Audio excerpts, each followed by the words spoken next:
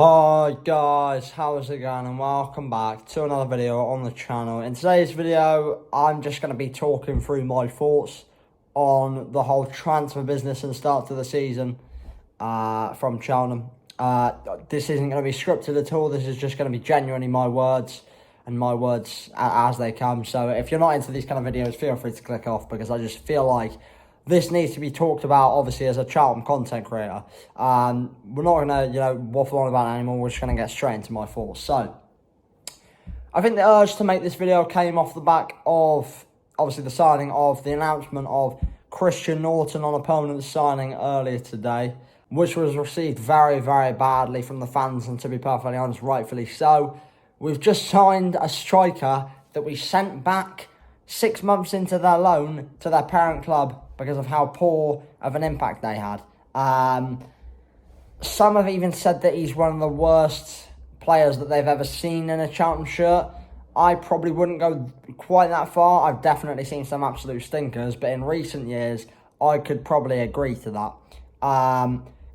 There's no ambition whatsoever. He's got next to no senior professional football experience, which of course is worrying. He had, very, very little starting game time at the club last season in his loan spell. Obviously, I don't actually think he started a game, maybe one or two.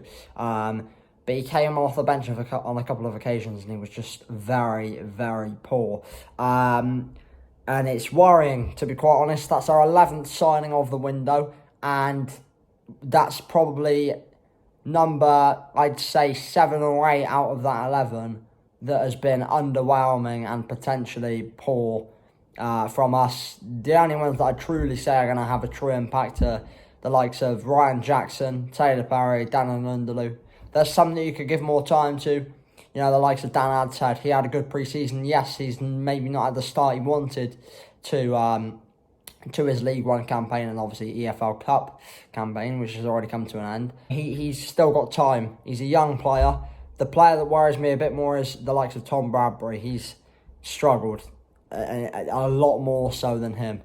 But the issue where I'm worried about is defence, and the reason I'm even more worried about it is because earlier today, John Palmer tweeted that we are set to expect 2 more signings before the end of the transfer window: a lone striker and a permanent midfielder. Now, the midfielder, some could argue, is needed. I respect that. Yes, obviously we've lost some midfielders, obviously over the summer, of course, 2 of which were loanees, obviously Aaron Ramsey and the main man, Callum Wright.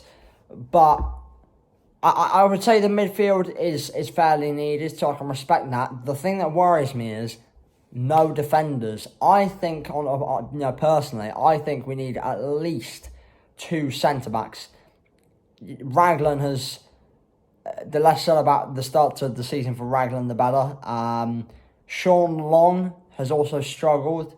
Tuesday night, he had an absolute torrid time.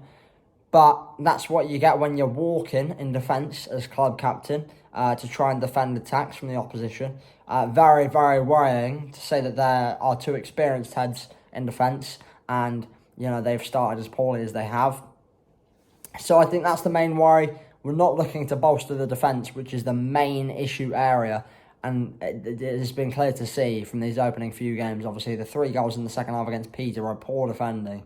And, of course, the 7-0 against Exeter, absolutely atrocious performance.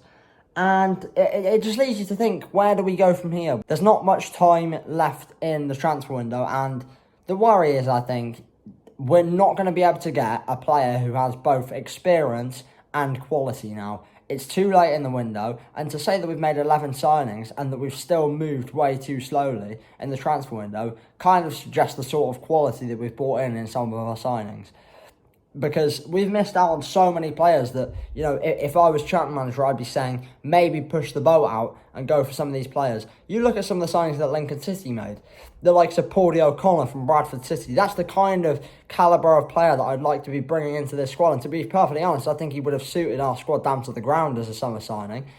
Great defender, captain material, plays for the badge, wears his heart on his sleeve, is a brilliant player, and credit to Lincoln for getting him, but we have shown absolutely nowhere near as much positivity as sides like them who are in our league it's not looking good. And to be perfectly honest, after obviously the loss of Michael Duff, the loss of Captain Will Boyle, the loss of key loanees, and the replacements that we've made for them, it's worrying. Of course, we did bring in positive loan signings, like I've said, Dannon Lundulu, Taylor Parry, Caleb Taylor, who I forgot to mention, looks pretty positive so far. We can't rely on a 19-year-old to be our best defender.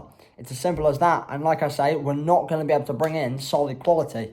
It's too late. The season's begun. All the experienced heads have either moved clubs or they're not going to move now.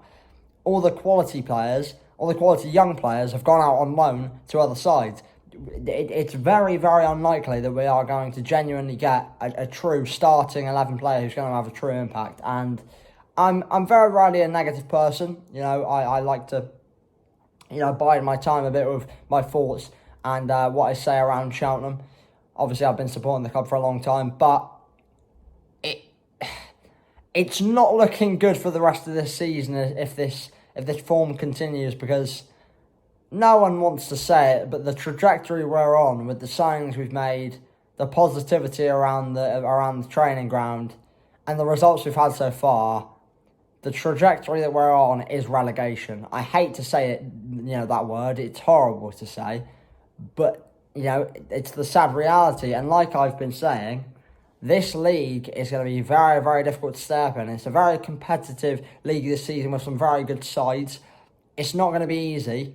4 teams get relegated, and you don't want to be one of those 4 teams. You can't simply rely on results against the lower sides in the division. We could have got a result against Barnsley. We arguably should have beaten Peterborough, and we didn't get anything from either game. So that's my worry.